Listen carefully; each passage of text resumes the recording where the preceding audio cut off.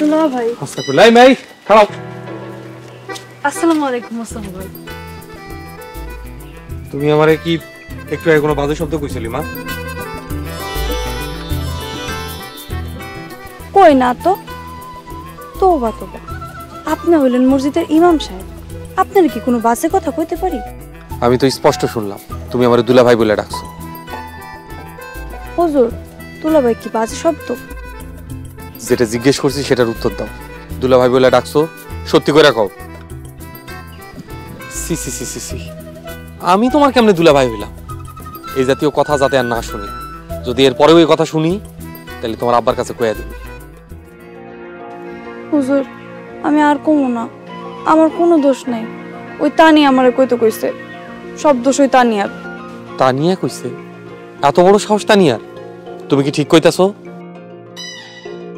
জি হুজুর, আপনার দুলা ভাই কইলে তানি আমার 100 টাকা দিব, তার জন্য কইছি। আপনি আমারে মাফ করে দেন। নামাজ কালাম পড়ো? জি হুজুর, পড়ি। আজকে ফজরের নামাজ পড়ছো? জি হুজুর, পড়ছি। আলহামদুলিল্লাহ, নামাজের উসিলায় মাপ পাইলা। যাও, কিন্তু এই ধরনের কথা যেন কোনোদিন আর না শুনি। তানিয়ারে আমি দেখতেছি। থ্যাংক ইউ হুজুর। আসসালামু আলাইকুম। ওয়ালাইকুম আসসালাম।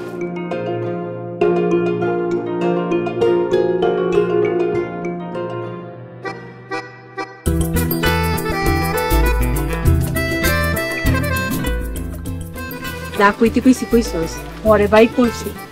কি রাত বাঁচাবি যাইতি? হুজুর তো আবার কাছে বিচার দিতে চাইছিল। ফজরের নামাজ পড়ছি তাই মাফ করে দিছে।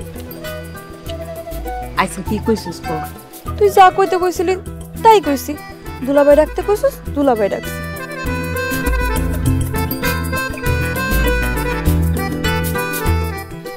এই না ধর 100 টাকা। এইবার ক তোর দুলা ভাই কি কইলি? তোর মাথাটা পুরাপুরি গেছে। এই হুজুরের মধ্যে তুই কি পাইলি? হুজুরের মধ্যে সুখের সন্ধান পাইছি। শুন মাইয়া, যদি জীবনে ভালো জামাই চাস তাহলে একটা হুজুর বিয়া করিস। হুজুর বিয়া করলে সুখে সংসার করতে পারবি।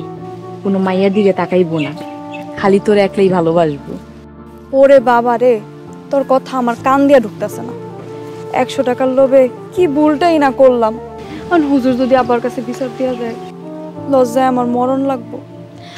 দূর মাইয়া, এত ভয় পাইস না। মোস্তফা হুজুর যে লাজুক মানুষ, হ্যাঁ কাউরে কিছু কইব না। তাছাড়া তোরে যেহেতু কথা দিছে, হ্যাঁ বিচার দিব না, নিশ্চিন্তে থাক। কাউরে কিছু কোক আর না কোক, তোরে ঠিকই দেবো। কি জবাব দিবি চিন্তা কর।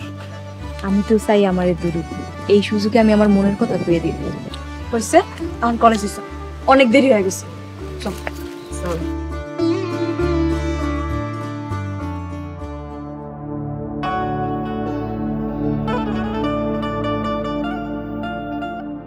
রাইতে ভালো ঘুমাইছে বাবা?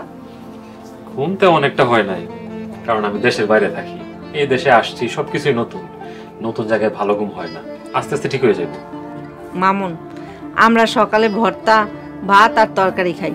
তোর লাগে রুটি, ডিম ভাজি আর সবজি আনছি। চলবো বাজান? চলবো, না চললেও চালাইতে হইব। তবে আমি সৌদি আরবে উটের গোশ, দুম্বার গোশ, খুবুজ এগুলো খাই অভ্যস্ত। রাতে আবার পোলাও, খিচুড়ি এগুলো খাইতাম। সমস্যা নাই, চলবো। আচ্ছা বাজান, খা। চা চুলাই, নাস্তা খাওয়া শেষ হইতে হইতে চা রেডি হয়ে যাইব। আম্মা শুনেন, এই যে এখানে একটা পায়জামা, একটা পাঞ্জাবি আছে, এগুলো বড় ভাইয়ের হাতে দিন, আপনি আপনার হাতে দিন। এইগুলা তোর পায়জামা পাঞ্জাবি না? হ্যাঁ, ওই যে গত বছর সবুজ যখন সৌদি আরবে যায় তখন আপনি দিয়ে দিছিলেন। আমি বেশি দিন পরি নাই, মাত্র একদিন পরছিলাম, এখনো নতুনের মতোই আছে। বাবারে, তোর বড় ভাই একজন আলেম, মসজিদের ইমাম, সম্মানী ব্যক্তি। তার লগে যে ভালো ব্যবহার করব, আল্লাহ পাক রোজ হাসরে তারে সম্মান দিব। আম্মা, আমি নবীর দেশে থাকি, কোনটা ভালো কোনটা মন্দ, উল্টা পাল্টা সবকিছু বোঝার ক্ষমতা আমার আছে। আর আপনি কোন হাদিসে পাইছেন আলেমরে পুরানা কাপড় দিলে অপমানি করা হইব? বিষয়টা বুঝলাম না।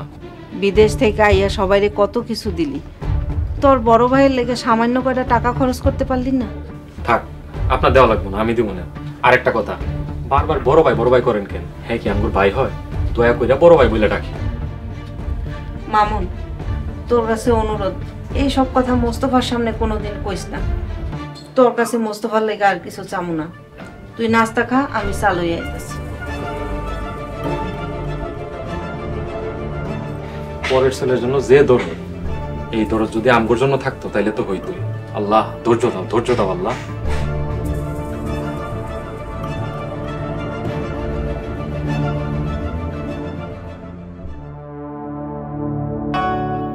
চাচা, চাচা, চাচা বাড়িতে আছেন?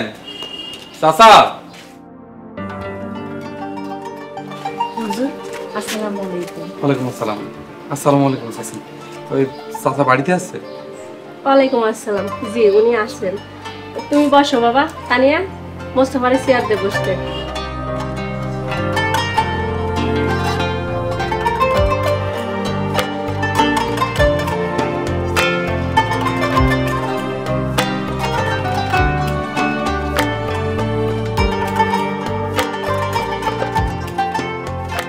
কেমন আছো তানিয়া? আলহামদুলিল্লাহ ভালো। হুজুর আপনি কেমন আছেন? আলহামদুলিল্লাহ ভালো। তোমার বান্ধবী লিমা আমার একটা কথা কইছে, কইয়া তোমার নাম নিছে। আশা করি লিমা অসত্য বলছে। হুজুর কি কইছে লিমা? কি কইছি সেটা বড় কথা না। তুমি কি লিমার 100 টাকা দিছিলা কোনো কিছু আমার কওনের জন্য? আশা করি তুমি দাও নাই। লিমা বাঁচার লাইগা তোমার নাম নিছে। হুজুর দিছি তো। কি কইছে লিমা? তাইলে তো তুমি জানোই কি কইছে, আর কিছু কইতে চাই না। হুজুর কন্যা কি কইছে? ওরা আমি যেটা কর্নের লেগে টাকা দিছিলাম ওইটা কইছে নাকি অন্য কিছু কইছে? যদি অন্য কিছু কয়ে থাকে ওর শেষা দিয়ে আমার টাকা উদ্ধার করতে হইব না? আসসালামু আলাইকুম।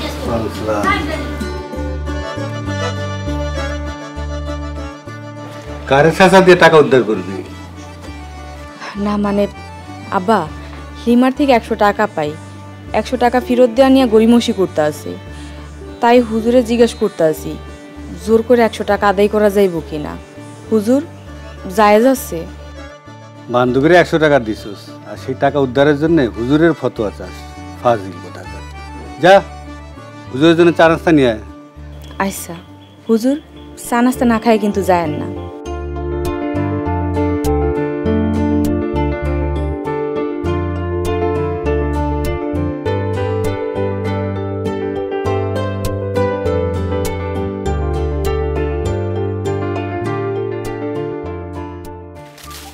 আচ্ছা, বাড়িতে নাস্তা খাওয়া বাইরে এলেন গুরুত্বপূর্ণ কথা বলতে, কোন সমস্যা?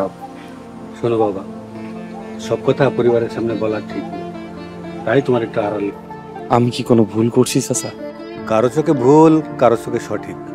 যাই হোক, কাজের কথা আসি। মুসলিমরা বলছিল তুমি নাকি যখন তখন ওয়াজ নসিহত শুরু করো। তোমার ওয়াজের সময় নামাজের সময় চলে যায়। বাবা মুস্তফা, এগুলো তোমার বাদ দিতে হবে। মানুষের নামাজের দাওয়াত দিলে মানুষ যদি বিরক্ত হয় তাহলে এখন থেকে মসজিদে বসে দাওয়াত দেব, আর নামাজের সময় যাতে নষ্ট না হয় সেটা খেয়াল রাখো। বাবা মুস্তফা, আমার উপর গোসা করো না। তোমার এই ওয়াজ নসিহত, তোমার চলাফেরা, এগুলো নিয়ে আমার ব্যক্তিগত কোনো অভিযোগ নাই।